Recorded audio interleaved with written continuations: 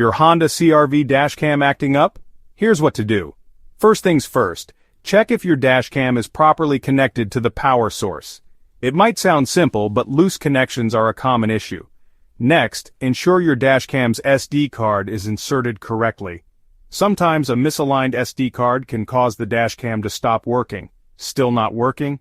Try resetting your dashcam. Look for a small reset button, usually found on the side or back. Press it with a pin or paperclip for about 10 seconds. If the reset doesn't help, check if your dashcam's firmware is up to date. Manufacturers often release updates to fix bugs and improve performance. Visit the manufacturer's website for the latest firmware and follow their instructions. Lastly, consider the possibility of a faulty dashcam.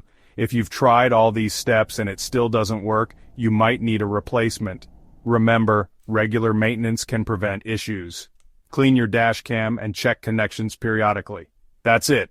Troubleshooting your Honda CR-V dashcam doesn't have to be a headache. Follow these steps and you'll be back on the road in no time. Thanks for watching. Don't forget to like and subscribe for more helpful tips.